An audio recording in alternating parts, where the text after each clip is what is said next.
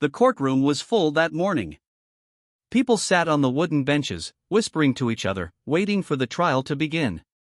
Reporters had their cameras ready, pens in their hands, watching for every small detail. The air felt heavy, like a storm was about to break. Everyone expected a normal criminal case, nothing special, nothing that would make history. But nobody knew that today, inside this very room, lives would change forever. At the front of the courtroom sat Judge Eleanor Kane. She was known across the city for her strictness, her cold stare, and her calm voice that never broke under pressure. To lawyers, she was the Iron Judge. She always followed the law, no matter what. No one had ever seen her lose control. She had built her whole career on being tough, fair, and unshakable. But today, something was different. The defendant, a young man in his mid-20s, stood tall as the bailiff brought him in. His hands were cuffed, his face calm but intense. His eyes, dark and sharp, scanned the courtroom as if he was searching for someone.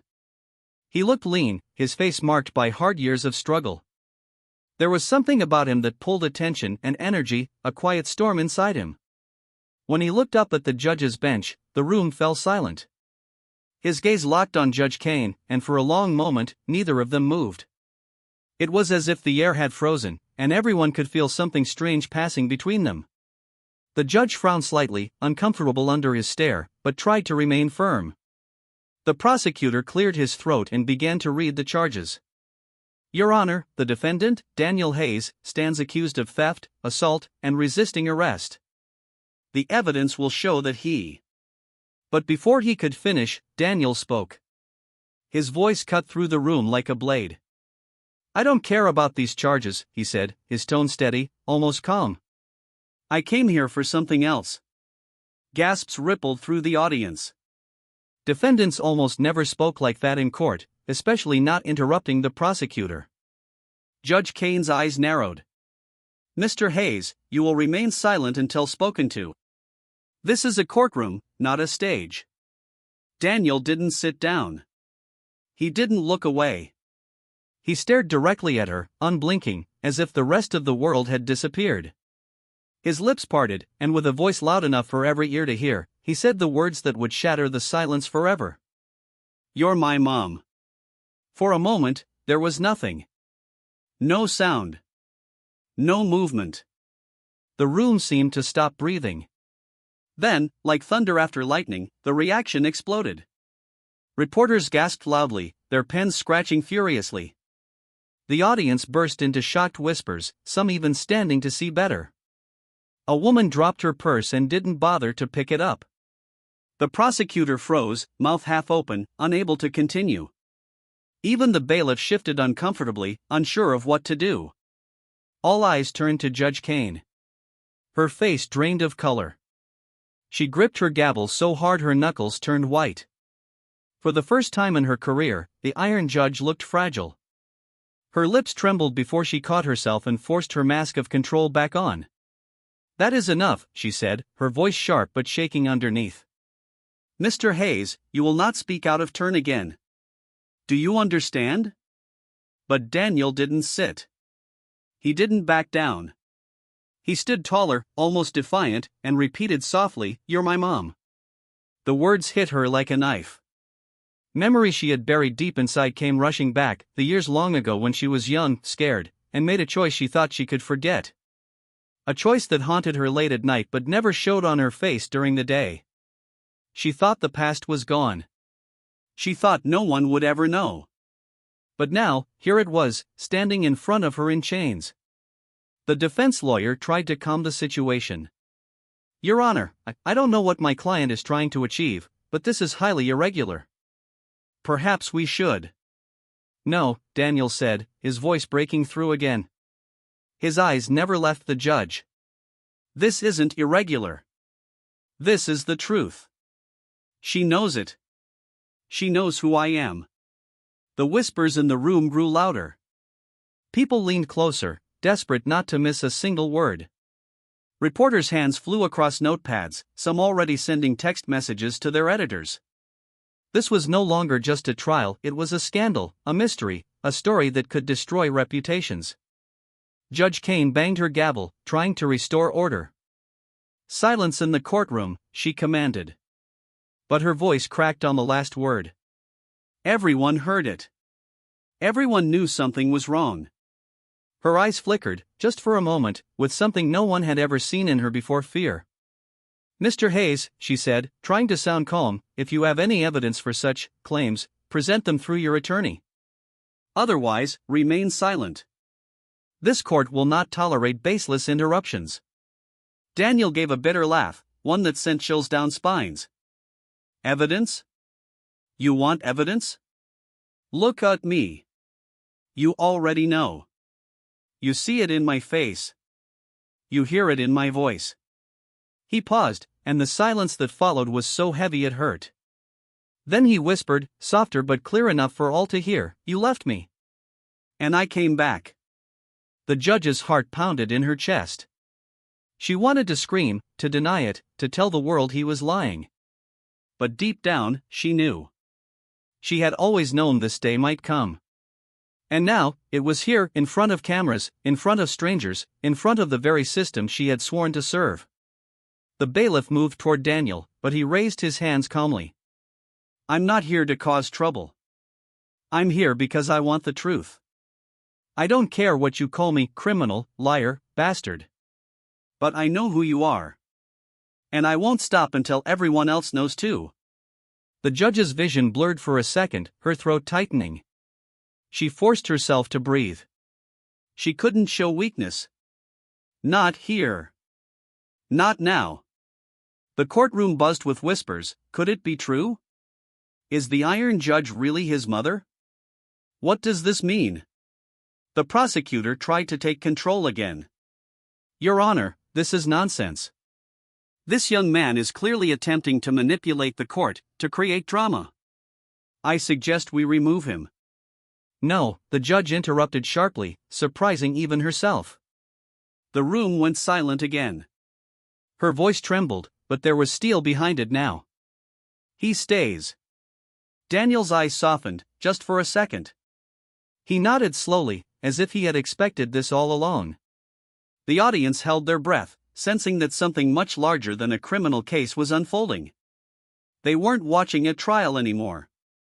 They were watching a secret unravel, a secret buried in the heart of the very woman who had built her life on hiding it. And as the judge sat there, fighting to keep her composure, she realized the truth was no longer under her control. The past had found her. And the whole world was watching. The gavel slipped slightly in her hand, but she caught it. She looked down at the defendant, at the young man who claimed to be her son, and for the first time in her career, Eleanor Kane had no idea what to say. The silence was unbearable. Then Daniel broke it once more. His voice was soft but carried across the room. "You can deny me all you want, Judge. But I am not here for revenge. I am here for something else. And deep down, you already know." The audience gasped again, whispers rising like waves crashing on the shore. Cameras clicked, pens scratched. The judge's chest rose and fell as she tried to steady her breathing. She knew this trial would never be the same again. The courtroom was still buzzing after the shocking words. Reporters whispered to each other, their hands moving quickly across their notepads. Some already rushed messages to their editors, knowing this story was bigger than anything they had covered in years. The audience on the benches leaned forward, waiting for the next moment, as if afraid to blink and miss what would happen. Judge Eleanor Kane sat frozen on her high bench. She had faced dangerous criminals, violent outbursts, even death threats in her long career. None of it ever shook her. But this was different. Her heart raced inside her chest, her palms damp with sweat hidden under her robe. 1,000 thoughts crashed inside her mind, all leading back to one truth she had buried long ago. She told herself not to look at him again. She told herself to focus on the law, the case, her reputation. But she couldn't stop her eyes from drifting back to the defendant, Daniel Hayes. His face, his jawline, even the shape of his eyes, pieces of memory came back, pieces she thought she had burned out of her mind forever. It was like looking at a ghost. Daniel stood calmly, his hands cuffed in front of him. His eyes didn't leave her. He wasn't shouting, He wasn't fighting, he wasn't begging. He just stood there, steady, with the quiet confidence of someone who already knew the truth. And that truth was now pulling the walls down around her. The defense lawyer leaned close to Daniel, whispering furiously, but Daniel didn't move. Finally, the lawyer sighed and spoke aloud. Your Honor, with all due respect, my client may be under emotional distress. He has clearly said things that are irrelevant to the charges. Objection sustained, the prosecutor added quickly, eager to end the chaos. The defendant is attempting to create drama. I request that we focus on the charges and proceed with the trial. But the judge didn't answer right away. She stared at Daniel, her lips pressed tightly together. He spoke again, ignoring the lawyer at his side. You can hide behind the law. You can pretend you don't know me. But I know who I am. I know who you are. And I know the truth you tried to bury. The words struck her like a blow. She almost lost her composure, almost dropped her gavel. To the crowd, she still looked like the Iron Judge. But inside, Eleanor Kane was not the judge anymore. She was a young woman again, back in the shadows of her past. Her mind slipped, and the courtroom around her faded into memory. Years ago, Eleanor had been just a frightened teenager. She remembered the cold night when her life had changed. The tiny apartment, the sound of the rain outside, and the baby in her arms. His baby cries were weak, but his grip on her finger was strong. She had no money, no family support, no future. She was only a girl who had made mistakes and now carried the weight of the world in her arms. People told her she couldn't keep him. Her parents, strict and distant, forced her to give him away. You will ruin your future, they had said. You will ruin all of our lives. She remembered the day she signed the papers, her hands shaking, tears blinding her eyes. She remembered the last look she gave him before strangers carried him away. The way his little hand reached out, searching, not knowing why the world was taking his mother away. She had turned her back that day, promising herself never to look back. And she didn't. She buried the memory deep inside her, working hard to build her career, brick by brick. Law school, long nights of study, her first cases in court, her rise through the ranks. She became strong, respected, untouchable. The Iron Judge. But in the darkness of night, when the city was quiet, she sometimes heard the sound of a baby crying in her dreams. She woke up sweating, heartbroken, but forced herself to forget. It was for the best, she told herself. He had a better life without me. Or so she thought. Her vision snapped back to the present. And there he was, standing before her, no longer a baby, but a grown man. The son she had abandoned. The son she had never looked for. Daniel's voice broke through her silence. Do you remember? Do you remember the life you left behind? Do you remember me? Gasps rose again from the audience. The judge's lips parted, but no words came out. Her chest tightened, and for the first time in years, she felt the sting of tears pressing behind her eyes. The prosecutor spoke, desperate to pull control back. Your Honor, please, this is irrelevant. We must continue the trial. But Daniel lifted his cuffed hands, showing the scars along his wrists. Irrelevant? You think my life is irrelevant? You think years of pain, hunger, loneliness are irrelevant? The defense lawyer tried to stop him, but Daniel pushed forward. His voice grew louder, shaking with anger but also heavy with sadness. I grew up in foster homes. I grew up with strangers who never cared. Do you know what it's like to be passed around like broken furniture? Do you know what it's like to beg for love, to search every face hoping it's the one you lost? The room was silent now, everyone listening, hearts heavy. Daniel's voice cracked as he said, every birthday, I wondered if you remembered me. Every night, I asked why. Why wasn't I enough? Why did you throw me away? Judge Kane's hands trembled on the bench. She tried to speak, but her throat closed. She had been trained to control her voice, to never show weakness. But now, with her son's words echoing through the courtroom, she couldn't find her strength. A reporter whispered, "Oh my God," as the rest of the audience sat frozen. Daniel lowered his voice, soft but sharp. "You built a life of power. A life of respect. And I built a life of scars. Tell me, Judge, tell me, Mother, was it worth it?" Her heart broke. She wanted to scream, to tell him she was sorry, to tell him she had no choice. But the eyes of the world were on her. The courtroom was not a place for tears. And yet, deep inside, she knew the truth was coming, piece by piece, like cracks spreading through glass. Daniel leaned forward, his eyes burning into hers. "I'm not here to destroy you. I'm not here for revenge. But you need to hear me. And he pointed to the jury, the lawyers, the crowd, they need to hear me too." The silence was heavy. The judge gripped her gavel, but her hand wouldn't move. She wasn't the Iron Judge anymore. She was just Eleanor. A woman who had lost her son. And the son she thought she lost forever was standing right in front of her, demanding the truth. The courtroom was no longer just a place of law. It was a stage for buried secrets, broken hearts, and a past that could not be erased. And as the whispers grew again in the crowd, Judge Eleanor Kane realized that her life of control was over. The past had risen, alive, standing in chains before her. And this was only the beginning. The courtroom felt heavy, like the air itself had gained weight. Nobody moved. Nobody dared to cough or shift on the hard benches. All eyes were locked on the defendant, Daniel Hayes, and the judge who now sat frozen behind her desk. It wasn't a trial anymore. It was something far more personal, far more dangerous. Daniel stood straight, his hands cuffed in front of him, but his voice was stronger than chains. He wasn't afraid of the lawyers or the judge or the cameras. He had lived through worse than this.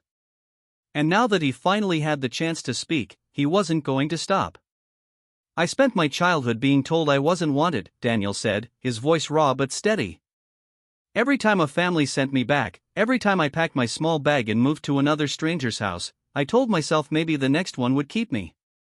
Maybe the next one would love me." The courtroom listened, silent as stone. "But they didn't," he continued. "Some of them ignored me.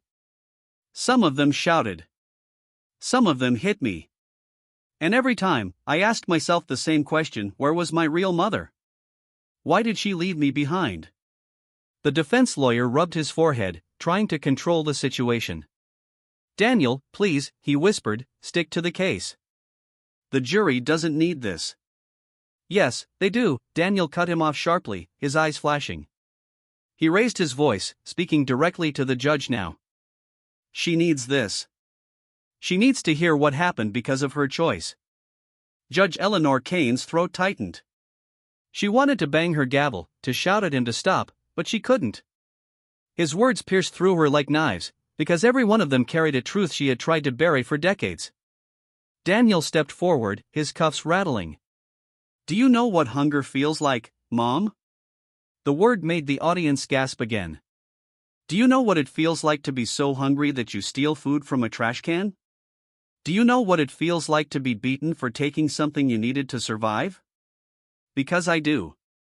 I learned it when I was 10 years old." He paused, his voice breaking. "And every night, I prayed. I prayed that maybe somewhere out there, my mother was thinking about me. That she regretted leaving me. That she'd come back one day. But she never did." Judge Kane's hands trembled on the bench. Her lips pressed tight, but her eyes were wet. She blinked rapidly, fighting back the tears. The Iron Judge had never cried in public. But this wasn't just public. This was her own son, accusing her in front of the world. The prosecutor tried to stand, but even he hesitated under the weight of the moment. The jury sat stiff, their faces pale, caught between duty and human emotion. Even the bailiff, who usually stood like a statue, looked uneasy. Daniel lowered his voice now, almost a whisper, but the silence of the courtroom carried his words. "You gave me life, but then you gave me away. Do you know what that feels like? To know your own mother didn't want you?" The words crushed her. She closed her eyes for a second, her chest heavy with memories she had buried. She remembered the day she signed the adoption papers. She remembered walking away without looking back, because she knew if she looked, she would break. She told herself it was the right choice, that she had no other path. But sitting here now, with Daniel's voice filling the courtroom, all she could feel was shame. Daniel's face hardened. I grew up angry. I grew up fighting. I didn't care about school. I didn't care about the future. I just wanted answers. And when I finally started digging into my past, I found you. He pointed at her, chains clinking around his wrists. Not just a mother. A judge. A woman respected by everyone. A woman who walked into a bright future, while I lived in the dark. The audience gasped again. Reporters scribbled madly. Some people even had tears in their eyes. It was like watching a play written by fate, tragic, powerful, unstoppable. Judge Kane's lips parted. Her voice cracked as she finally spoke. Daniel. She stopped herself, biting down the words before they could escape. But he saw it. He saw the truth flicker across her face. You do remember, he said softly. You know who I am. You've always known, haven't you? Her silence was the answer. The defense lawyer tried once more. Your Honor, this line of talk is emotional manipulation. My client's childhood, however tragic, has no bearing on the charges. But Judge Kane raised her hand slowly, stopping him. Everyone stared. The Iron Judge was letting him speak. Daniel's voice grew calmer now, but sharper, like a blade sliding between ribs. I'm not asking you to forgive me. I'm not asking you to erase what I did. But I am asking you to listen. To understand. I didn't end up here by accident. I didn't end up in chains because I'm evil. I ended up here because of everything that was taken from me before I could even speak. The words sank into the air, heavy, undeniable. The judge's vision blurred as she looked at him. His eyes, they were the same eyes she had seen as a baby, the same eyes that looked at her one last time before strangers carried him away. She had told herself she would forget them. But she never had. Daniel's voice cracked again. I'm not here to destroy you, Mom. I'm here because I need something from you. Not money. Not power. Not even love. His lips trembled. I just need you to believe me. The room held its breath. Judge Kane's chest rose and fell quickly. She gripped her gavel, but she didn't strike it. She wanted to speak, to defend herself, to explain. But how do you explain giving away your own child? How do you explain living in comfort while he lived in pain? Daniel took one step forward, his chains rattling like a drumbeat of truth. His voice was soft now, broken but clear. I don't care if the world calls me a criminal. I don't care if they put me in prison. But I can't carry this alone anymore. You're my mother. And the world deserves to know the truth you tried to hide. The jury shifted in their seats. Reporters' pens slowed, waiting for the judge's answer. The audience leaned forward, hearts pounding. But Eleanor Kane said nothing. She sat frozen, her heart and soul tearing apart, her mask of control slipping. For the first time in her career, she was not the judge. She was simply a woman, broken, guilty, and exposed. The silence stretched, heavy and unbearable. And then Daniel whispered, his voice trembling with pain. You already know. And with those 3 words, the last of her defenses began to crumble. The silence inside the courtroom was unbearable. Every person sat frozen, as if afraid that even the sound of their breathing might shatter the fragile moment. Judge Eleanor Kane stared at the young man in chains, the son she had given away, the son who now stood before her. Her heart pounded like a drum inside her chest. Daniel had already revealed his pain, his scars, his broken past. He had already pulled the truth out into the open where no gavel could strike it down. But something in his eyes told her there was more. Something deeper. Something she had not yet heard. Finally, she spoke, her voice faint but steady. Why are you here, Daniel? What do you want from me? Her words sent another ripple through the room. She had said his name. She had acknowledged him not as a defendant, not as a stranger, but as her son. Daniel's lips trembled, but then he steadied himself. His voice carried through the silent courtroom, firm and clear. I'm not here for revenge. I'm not here to destroy your life. I'm here because I need you to believe me. The prosecutor scoffed, rising quickly. Your Honor, this is absurd. This man is manipulating the court with emotional games. He stands accused of theft, assault, and resisting arrest. His claims have nothing to do with this case. Sit down, Judge Kane said sharply, her eyes flashing. The whole room gasped. The Iron Judge had spoken with emotion, not law. The prosecutor hesitated, then slowly lowered himself into his seat. Daniel continued, his voice softer now. You think I came here just to hurt you? No. I came here because I'm being punished for something I didn't do. I was framed. And I can't fight this alone. I need someone who will actually listen. I need you. The audience gasped again. Reporters' pens flew across their pages. A framed case? Corruption? This was no longer just a family secret, it was becoming something far larger. The defense lawyer shifted nervously. Daniel, please, this is dangerous territory. But Daniel raised his cuffed hands and spoke louder. I didn't steal that money. I didn't attack that man. I didn't commit the crime they're accusing me of. The evidence against me, it was planted. Someone wanted me here, in chains, silenced before I could speak. Whispers erupted across the benches. Reporters exchanged looks, already sensing the story was exploding into something massive. Judge Kane's heart raced. Planted evidence, she asked carefully. By who? Daniel's eyes locked on hers. By the people who don't want the truth to come out. By the ones who are afraid of what I've learned. I was digging into my past, searching for you. And the closer I got, the more dangerous it became. Someone powerful doesn't want me alive. And they don't want you to know what I found. The audience murmured loudly now, some shocked, some skeptical. The bailiff shouted for silence, but the whispers wouldn't die. Judge Kane's hand gripped her gavel tightly. Her mind spun. Was this true?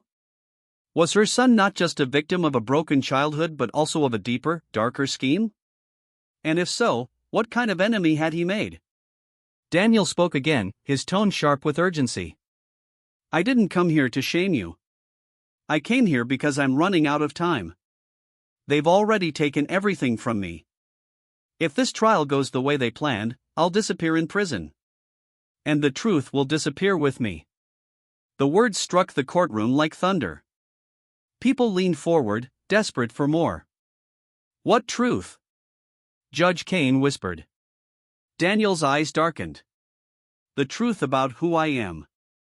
The truth about why you were forced to give me up. And the truth about the corruption that has been sitting in the very system you swore to protect. Her chest tightened. Forced to give him up? She remembered her parents' harsh voices, their cold faces, their threats to ruin her future if she kept him. She remembered the powerful men who pushed her to hide her shame. Could it be that the same forces had returned, circling like vultures, now using her son to destroy her? The prosecutor leapt up again. This is nonsense. He is spinning fairy tales to distract us from the facts. Your Honor, we must proceed with the charges. Judge Kane slammed her gavel down. Bang! The sound echoed like a gunshot. Enough, she barked, her voice shaking but strong. You will let him speak. The audience gasped again. The Iron Judge had just broken the rules of her own courtroom. Daniel's voice softened, but his words were heavy with emotion. I grew up angry at you. I thought you abandoned me because you didn't care. But when I started digging into the records, I found things I wasn't supposed to find. My adoption files were sealed, hidden so tightly it took years to break through. And when I did, I realized, you never had a choice. Someone made it for you. Eleanor Kane's breath caught. She remembered the lawyers her parents hired, the contracts, the threats. She had told herself it was her decision, but deep down, she had always known she had been cornered. Daniel's eyes glistened. They wanted me gone. Out of sight. Out of your life. And now, after all these years, when I tried to come back, they framed me to make sure I stayed gone. The courtroom buzzed like a hive. The story was no longer just about a mother and son. It was about power, corruption, and secrets buried for decades. The judge's hands shook. Her whole life, she had trusted the law. But now, looking at her son, she realized the law itself might be poisoned. Daniel lifted his head high. I don't need you to love me. I don't even need you to forgive me. I need you to see the truth. I need you to believe me before it's too late. The words cut through her like a blade.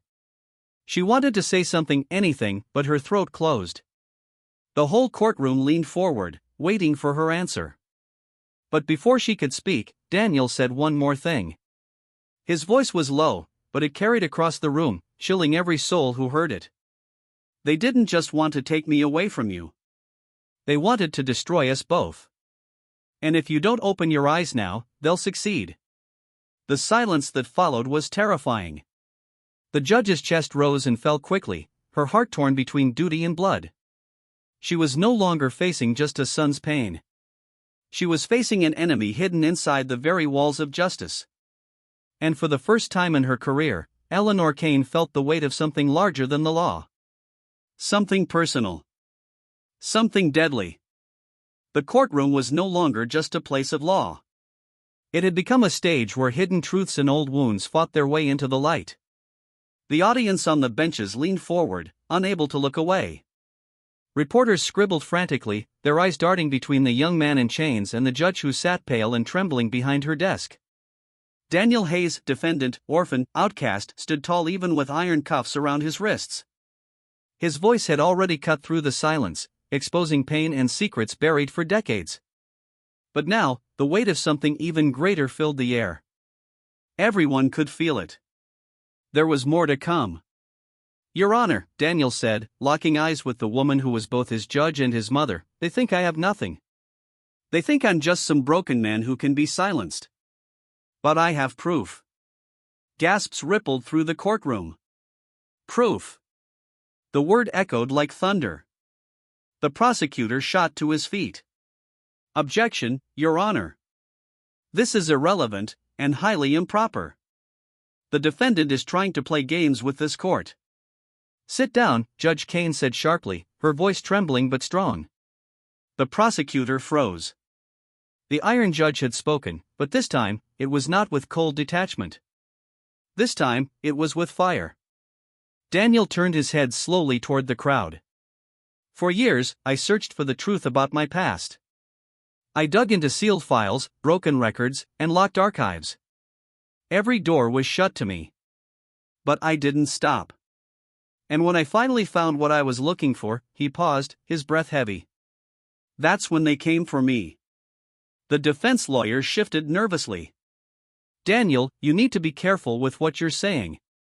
No, Daniel said, raising his cuffed hands, the metal rattling like chains of history. I need to say this. Because if I don't, no one will ever hear it. He looked back at the judge. You weren't the one who abandoned me. You were forced to.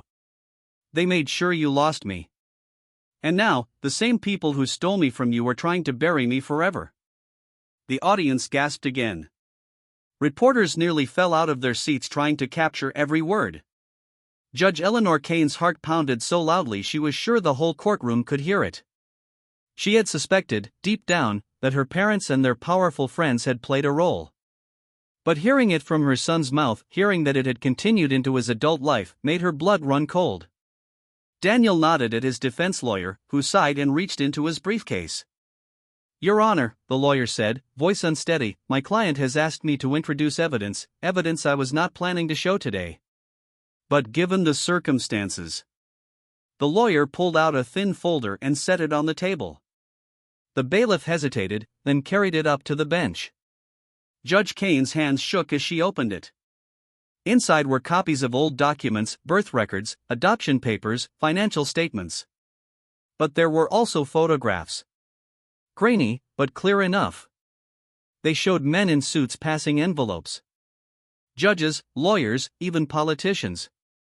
Her eyes widened as she recognized some of the faces, men who were still in power today. Her stomach dropped. Daniel spoke again. They didn't just give me away. They sold me. I wasn't an accident. I was a transaction. The courtroom erupted in shouts and gasps. Some of the jury members covered their mouths in shock. The prosecutor shouted for order, but the noise only grew louder. The bailiff slammed his baton against the floor. Silence, he bellowed. Slowly, the noise faded, though the air still burned with tension. Judge Kane forced her voice to steady. These documents, where did you get them? Daniel's eyes locked on hers. I risked everything to find them. Every step I took, someone was trying to stop me. And when I finally gathered enough proof, they planted this crime on me to make sure I disappeared before I could speak. Her hands trembled as she turned the pages. Her entire career, she had trusted the system. She had built her life on the belief that the law was pure, untouchable. But here, in her own courtroom, stood the proof that the system had been twisted long before she even wore the black robe. Daniel's voice rose, sharp and cutting. You think these chains make me weak? No. They make me stronger. Because now everyone can see what they tried to hide. Look at me, Judge Kane. Look at me, Mom. Do you see it now? This isn't about me being guilty. This is about them making sure I never speak again. Tears burned her eyes. She gripped her gavel, but she didn't strike it. She couldn't. The prosecutor tried again, desperation in his voice. Your Honor, this is outrageous. The defendant is presenting unverified evidence to distract us. He's a criminal, a manipulator. None of this.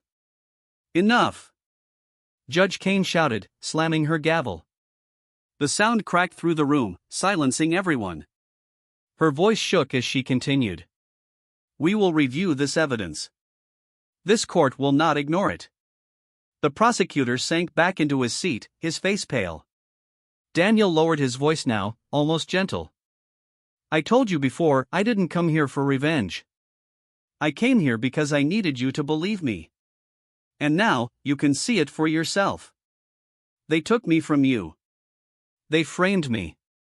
They used me as a weapon to hurt both of us. And they'll keep doing it unless we stop them. The judge stared at the documents, her heart breaking. Every word, every photo, every line of ink pulled her further into the truth she had avoided her whole life. And sitting before her was not just a defendant. He was her son. A man who had lived through pain she could never erase. A man who was now fighting not just for freedom, but for justice. The audience sat in stunned silence. Some had tears on their faces. Some looked pale with shock. All of them knew they were witnessing something that would change everything. Judge Kane finally lifted her eyes, meeting Daniel's. For the first time since this trial began, she didn't see him as a stranger. She saw him as the baby she once held, the child she lost, the man he had become. Her voice cracked, but she spoke firmly. This court will not ignore corruption. If what you say is true, then this case is bigger than anything we imagined. Daniel nodded slowly, his eyes shining with both pain and hope. It was never just about me. It was about the truth. And now the truth is here. The chains around his wrists rattled as he lifted his hands, but this time, they didn't look like symbols of weakness. They looked like proof of how far he had come, and how much he had endured. And in that moment, for the first time, Judge Eleanor Kane felt her walls breaking. For the first time, she saw not a criminal before her, but her son fighting with everything he had left. The truth was out. The system was cracking. And the real battle was only beginning. The courtroom was silent. Too silent. It felt like the air itself was holding its breath. Everyone's eyes were fixed on the judge and the young man in chains. Papers lay scattered across the bench, filled with secrets that had the power to destroy powerful lives. No one dared to move. Judge Eleanor Kane sat frozen, her gavel still in her hand, but her heart no longer steady. She had spent her entire career hiding emotion, building a wall of cold justice. But that wall had cracked. And now, with the whole world watching, she could not escape the truth. Daniel, her son, looked back at her, calm but broken. His chains clinked against the wooden table as he raised his cuffed hands. "I don't need mercy," he said, his voice low but clear. "I need justice. For me. For you. For all the children they've buried in silence." Gasps whispered across the room. A woman in the gallery wiped her eyes. A man whispered, "This is history." The prosecutor jumped to his feet again, his face red with panic. "Your Honor, this is outrageous. This entire trial has been turned into a circus by a desperate criminal. These claims are wild, unverified, dangerous. I demand you strike this evidence from the record before." "Sit down," Judge Kane said, her voice sharp as a blade. The prosecutor froze. He had seen her anger before, but this was different. This wasn't the iron judge of the past. This was a mother with fire in her blood, and her fury filled the room. Daniel's lawyer stood, his hands shaking. "Your Honor, the evidence we have already shows years of corruption. Adoption records altered. Payoffs recorded. Photos, documents, witnesses. This was not an accident. This was a network. And my client was one of its victims."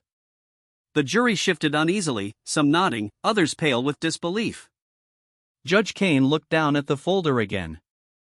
Her eyes scanned the names she knew. Names she had worked with. Names she had trusted. And her stomach turned cold as stone. Slowly, she lifted her head and looked at the courtroom. Her voice was steady, but the weight behind it shook the walls. "For years, I believed the law was pure. That justice was blind. But I see now, justice has been chained, bent, and sold." The audience held its breath. She turned her eyes to Daniel. For the first time, she let the word she had buried for decades escape her lips. "Son." Her voice cracked. "I am so sorry." The words crashed into the room like thunder. Reporters gasped and scribbled furiously. People in the gallery whispered in shock. Even the bailiff's eyes widened. A judge admitting this live, in her own courtroom, was something no one could have imagined. Tears filled Daniel's eyes. He tried to speak, but his throat closed. All his life he had dreamed of hearing that word. And now, when it finally came, it broke him. The prosecutor shouted, "This is insane. This is a mistrial. She cannot continue, she is compromised." Judge Kane slammed her gavel, the sound echoing like a gunshot. "Quiet. This is my courtroom. And today, truth will be heard." Her hands shook, but her voice grew stronger. "This man is not just my son. He is a victim of a corrupt system that preyed on the weak and silenced the innocent. And I will not let this truth be buried." Daniel raised his head, his voice breaking. "They wanted me gone because I found the proof. They wanted you ruined because you were the one person who could expose them. But now everyone knows." The jury looked at him with new eyes. Not as a criminal. Not as an outcast. But as a man who had fought his way through darkness to bring light. The defense lawyer cleared his throat. "Your Honor, the law demands a verdict. And the jury must decide if my client is guilty of the crime he was accused of. But I think we all see what this really is." Judge Kane leaned forward, her eyes scanning the jury. "Members of the jury, you have heard testimony. You have seen the evidence. But today, you have also seen the truth hidden beneath it. The decision is yours." The jury shuffled into the deliberation room. The silence that followed was unbearable. Every second felt like an hour. Daniel sat still, his chains cold against his skin. His mother, his judge, stared at the empty jury box, praying silently. After what felt like a lifetime, the jury returned. The foreman, an older man with weary eyes, stood with a slip of paper in his hand. The bailiff took it and handed it to the judge. Her hands trembled as she unfolded it. For a moment, she just stared at the words. Then she read aloud. "We, the jury, find the defendant not guilty." The words exploded in the courtroom like fireworks. Cheers, gasps, shouts. Reporters scrambled to get their calls out. Some people cried openly. Others shouted in joy. Daniel's knees buckled, and for a moment, he couldn't breathe. Then he laughed, a broken, shaking laugh that turned into a sob. Judge Kane's vision blurred with tears. She slammed the gavel for silence, though her voice trembled when she spoke. "This court finds the defendant not guilty. Daniel Hayes, you are free." The bailiff moved to unlock the chains. One by one, the cuffs fell away, clattering onto the wooden floor. The sound was sharp, final. Daniel looked down at his wrists, red and raw from the metal. Then he lifted his head and looked at the woman on the bench. His mother. She stepped down from her chair, something no one had ever seen her do. She walked across the courtroom floor, her robe swaying with every step. And then, without hesitation, she wrapped her arms around her son. The audience gasped again, but this time, it was not in shock. It was in awe. Daniel clung to her like a drowning man finally reaching shore. His tears wet her shoulder, and her hands shook as she held him. For decades, they had been strangers. Now, in front of the whole world, they were mother and son. Judge Kane whispered into his ear, "Though the microphones caught it anyway, they will come after us. They will fight to silence us. But I won't let them take you again. Not now. Not ever." Daniel's voice broke. "As long as we stand together, they can't win." The room erupted in applause. The gallery cheered, reporters cried, even some of the jury clapped. The prosecutor sat frozen, pale, his career shattered. The chains of silence had been broken. Judge Kane stepped back, still holding her son's arm. She faced the court. Her voice carried power, not as a judge, but as a mother. "This is not the end. This is the beginning. The truth will rise. And no matter how dark the night, justice will find its dawn." The cameras flashed. The world outside waited for headlines. But inside that courtroom, it wasn't about politics or scandal. It was about a mother and son, finally standing together after a lifetime of lies. And as Daniel Hayes walked out of the courtroom, free for the first time in his life, he did not walk out alone.